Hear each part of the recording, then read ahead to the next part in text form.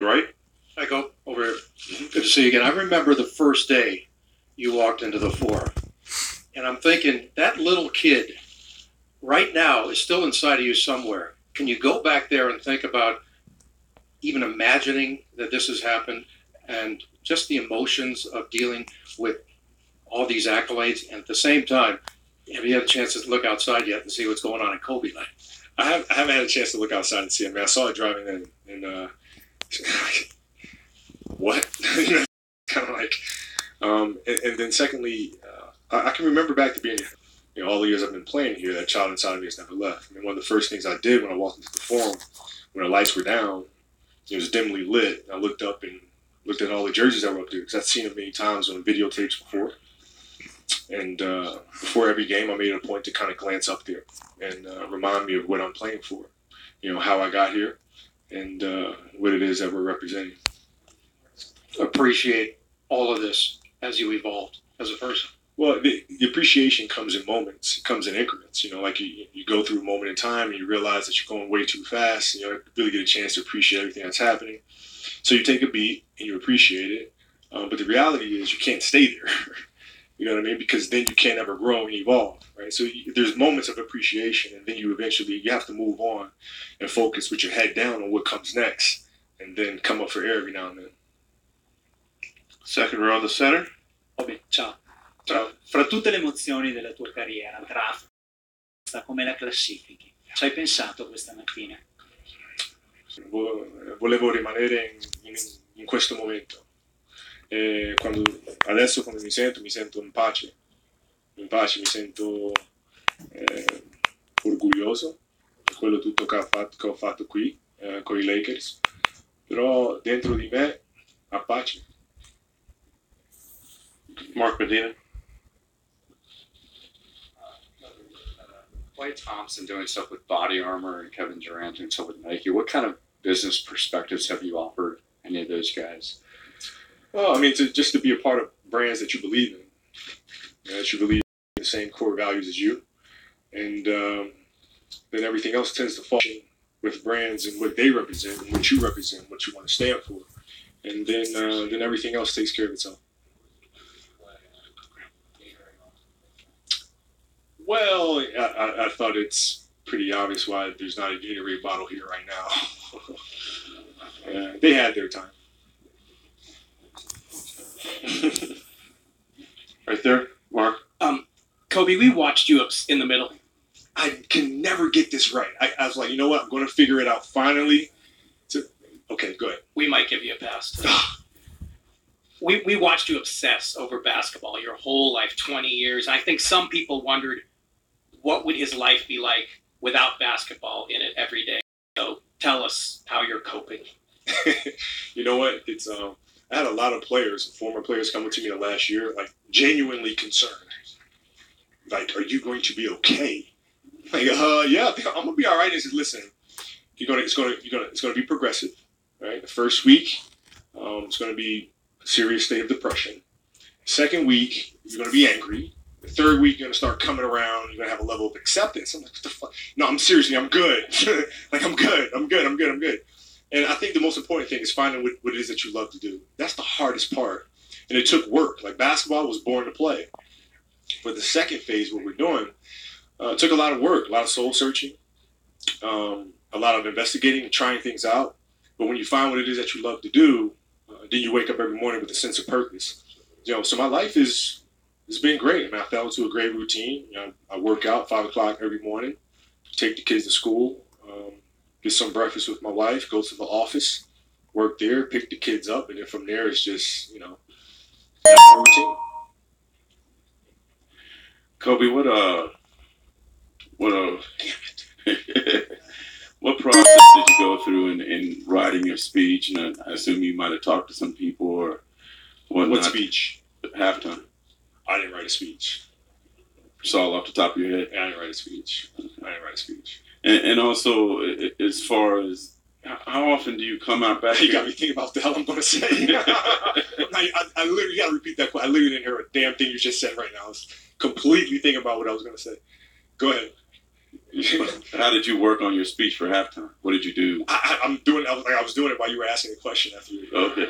I don't know. I guess you just kind of you sit in the moment and then you let whatever's inside of me at that moment just come forward. And I think preparing for stuff like this it's not really true to form. You just kind of got to sit in the moment, absorb it, and then whatever comes out comes out.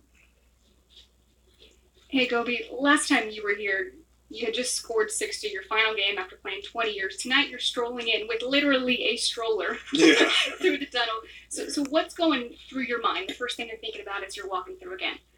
I hope all these cameras that are flashing do not wake up Bianca. This kid's got a lot of energy, man. I'm trying to. My biggest concern tonight is she going to be able to sit there for the duration of the game, or is she going to try to run out into the court? Because she does not like sitting down for too long. So that is my biggest challenge of the evening. But I feel great. I'm very proud to come in here with my family. I'm proud that Bianca gets a chance to be in this environment, although she won't really remember anything of it.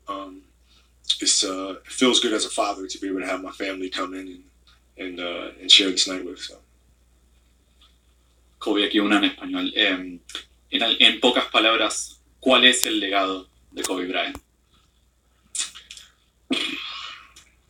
Un jugador que tenía un sueño, él trabaja cada día, que finalmente el sueño realizado. Así. Kobe, the same time roughly that Iverson came in, but you came at basketball from very different places, but the impact was similar. And I wonder if you've thought about the impact that you and he had in that kind of post-Jordan, pre-LeBron era where the game was really kind of floundering and needed somebody to kind of show the way. Yeah, well, I remember when we came in, we were the draft that was full of a bunch of misfits. Like, this is everything that is wrong with the game. You know what I mean? On Iverson, he just does not fit the mold. He is not marketable, this whole thing. And then you got a kid that you need to burn misfits of it all. But inside of us, we just had a passion to play. All of us. Ray too. We all just had a passion. Steve, passion for the game. And, that superseded everything. And so eventually things balanced out and, the fans began to see us for who we were and what we came to be. But, yeah, AI and I had definitely a significant impact on culture. It was fun competing against him. Kobe, you've obviously wanted to be the best player. What do you think about now when you hear the comparisons? Kobe, Michael, Kobe, LeBron, things like that. I don't. One thing about me is I'm only going to care about something that I know I can definitively win. If it's not something I can definitively win, I'm not going to pay attention to it. So if there's an argument that's happening, that argument's never going to go anywhere. Everybody's going to argue until they're blue in the face. So why would I think about it? You know what I mean? If we're playing ping pong and I know I can beat you in ping pong, I'm going to beat you in ping pong. I'm going to think about that. That's a definitive thing. So I don't think about that much. Hey, Kobe. Everyone is talking about who was a better Kobe, number 8 or number 24. I really want your answer. Thank you. Well, it depends, and it's a problem for 24. You know what I mean? If 24 is playing as 8 when he tore his shoulder, and it's a problem for number 8. So it's just, I don't know, depends. Kobe, dos preguntas. La primera, ¿cómo es tu vida después del baloncesto? La segunda, ¿cómo estás viviendo esta noche? La vida ahora es Stop speaking Spanish. Muy linda, porque estoy con familia cada día, escuela, mirando cómo juegan a sports después de escuela y cenar con mi esposa, todas las cosas que antes que me retiro no podía hacer. Y esta noche soy a paz, porque estoy aquí con familia y all I heard was tengo que pass. hablar a vosotros, pero eso es una cosa que por una noche no puedo hacer. No, soy muy feliz. Kobe Anthony Gilbert, Hoop Magazine, NBA.com. My question for you is, when you talked about looking up at the numbers, the retired jerseys, you saw Will Chamberlain. You're from Philadelphia, even though you pretty much grew up most of your life out here. What is a night like tonight to be the only player to have 2 jerseys retired? What does that mean to your hometown and to your family? Well, I mean, the attitude that I play with, you know, the temperament, the competitiveness. That's summer spending long days at Tustin, and playing across from Overbrook where Will Chamberlain did his thing. You know what I mean? So it all comes from there. So I'm really happy to be representing at that level, and to have 2 Philly boys with their jerseys hanging up there is pretty awesome. Pretty awesome. I should be getting free water ice every time I come down there, by the way. Word. Not just the U.S. but the world is watching, and we know you just announced plans for the first NBA school in China. What kind of legacy you want to leave in China and also across the world? And also, I'm curious, do you still sometimes wake up at 4 o'clock in the morning? Well, I wake up at 4 every morning. It's just I don't know. I don't know. I just wake up at 4, and I have nothing to do, so I might as well work out. Might as well write, might as well do the things that I need to do. So in terms of going forward, teaching the game is about teaching the game within the game. And a lot of that is emotionally driven. You can teach fundamentals, you can teach footwork, you can teach basics.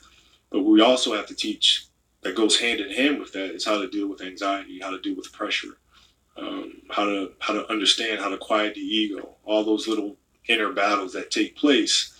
We have to be able to teach that as well through sport. And then through sport, hopefully, we can have children grow up to be outstanding citizens.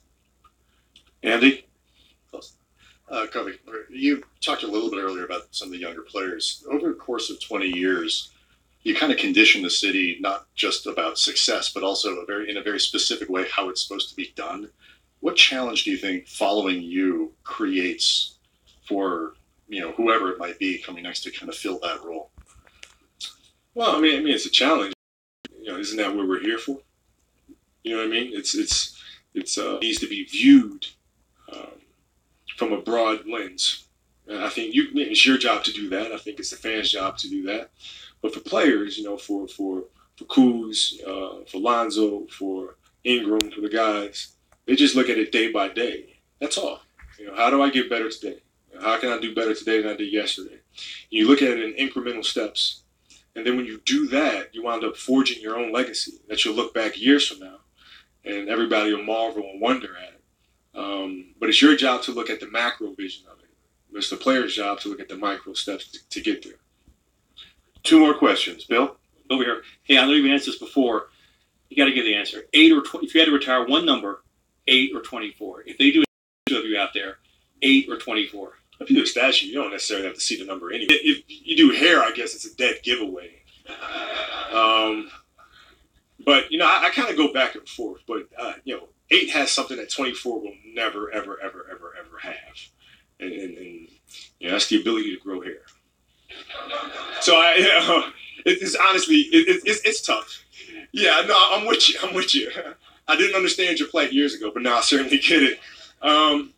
It's really, really tough for me. I think 24 was more challenging. And, I tend to gravitate to things that are harder to do. And physically for me, it was really, really hard to get up night in and night out, man. It was really, really, it's a grind. Getting on the Boston Celtics, having a bone fragment and, muscling through that back half of the career, some of the toughest stretches of basketball ever, man. And so I guess if you forced me to pick one, I'd probably go with 24 because of that. Last question, Senator. Kobe, you obviously there's this huge celebration for you today. You spent 2 decades here. It's kind of a celebration of your whole career. What you kind of talked about it before. What will it take for this franchise, do you think, to kind of officially move on to the next chapter after Kobe? Well, the thing about sports is that the chapters are coming whether you like them or not, right? The stories are being written now, right? New legacies are being created now. And I think for the players that are here now, like I said earlier, it's just to focus on the micro stuff, the day-to-day stuff. That's it, man. That's it. You just work on your game, right? The little details of it. How do you get better? Studying film. And then as time goes on, you'll look back at this beautiful thing that they've created. Right? But in the moment it's created, you don't know. Like, you know, if you guys you're giving advice to younger players in the NBA, you guys be like, you kidding me? This guy? No way, right? And so you never know. You never know. You just go day by day. You appreciate each day as it comes, and that's what these players will do. And years from now, the fans will look up and say, man, they built a dynasty again. So, all right, thank you, everybody. Thank you. Appreciate it. So Kobe Bryant finally gives the answer to the 8 or 24 dilemma that we've all been facing for the past couple of days, right? He said, 24 after a long spiel about it, but he did crack a few jokes. Brent, he seemed happy. That's something we always saw from Kobe. You know, I think he was at peace, Chris, quite frankly, the night that he had, before he had processed his retirement for a couple months. He submitted that letter to the fans in Staples Center, and so Thank you everybody for watching. I'm probably gonna go to bed now. I'm mad tired. But sorry for the bad quality of the video. This was a last second decision. I was just laying here and saw this come on, figured that it would get a good amount of views. But thank you for watching, and sorry for the people that are just tuning in right now. They didn't get the chance to see it, but I am gonna upload it. So I'm going to end it now. All right, peace.